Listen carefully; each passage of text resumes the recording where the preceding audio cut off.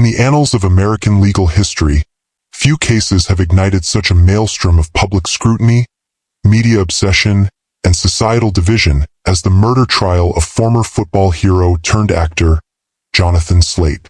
To some, Slate was a charismatic icon wrongly accused, a symbol of a racially skewed justice system finally leveling the scales.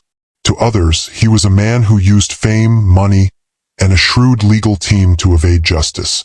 This is the story of that trial, not with the clinical detachment of a news report, but with the emotion, complexity, and tension that pulsed through every day of the courtroom battle. If real-life stories make you breathless, subscribe now to Betrayal and Infidelity Exposed channel for more stories like this. This is a real-life story, you can simply check it out yourself. It began on a warm June night in Los Angeles. The city buzzed with its usual tempo. Clubs throbbed with music, traffic snarled the freeways, and celebrities wove through their gilded lives. In a quiet neighborhood on North Cedar Drive, the evening ended in horror.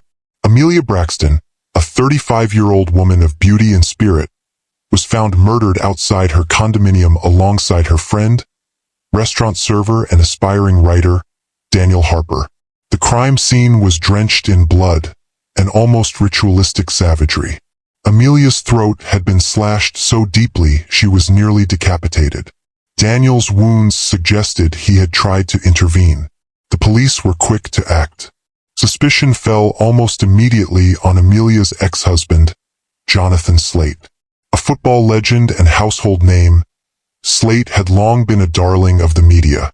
But behind the perfect smile and award-winning commercials was a troubled marriage history and allegations of abuse. When the arrest warrant was issued, Slate didn't turn himself in. Instead, he disappeared. For hours, the nation held its breath. Then came the now infamous white SUV, a Bronco, driven by Slate's old college friend, Alan Cormick, cruising at a snail's pace down Interstate 405. Slate was in the back seat, reportedly holding a pistol to his own head, threatening suicide. Police helicopters hovered. Millions tuned in. People abandoned their dinners. Bars turned up the volume on TVs. Strangers watched shoulder to shoulder in silence. Eventually, Slate surrendered. America exhaled. The trial began in early 1995. The prosecution, led by the resolute and impassioned Dana Cross and her co-counsel Marcus Jennings, presented what seemed like an open and shut case. Slate's blood was found at the crime scene. One of the gloves used in the murder matched a pair owned by him. DNA evidence, fibers, shoe prints all pointed to Jonathan Slate. But Slate had money and influence, and above all, he had assembled what would later be called the Aegis Defense, a team of legal giants. At its helm was charismatic orator Julian Connor, flanked by forensics genius Dr. Evan Castor, and the comm strategist Samuel Lind. The team's plan was audacious, not to prove Slate's innocence, but to discredit the system accusing him. The Aegis Defense accused the Los Angeles Police Department of misconduct, specifically singling out Detective Mark Fuller. They unearthed tapes where Fuller used racial slurs and boasted of planting evidence. They portrayed the investigation as flawed, rushed, and motivated by racial bias. One moment defined the defense: the glove.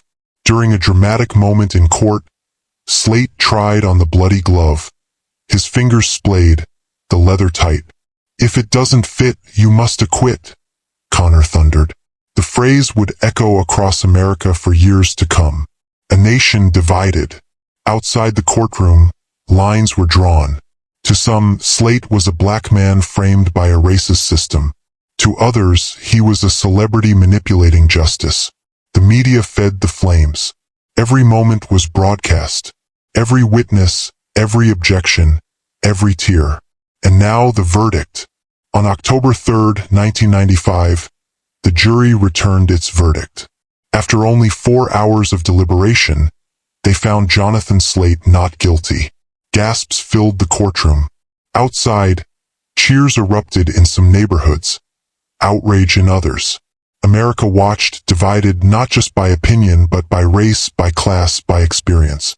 The families of Amelia and Daniel later sued Slate in civil court.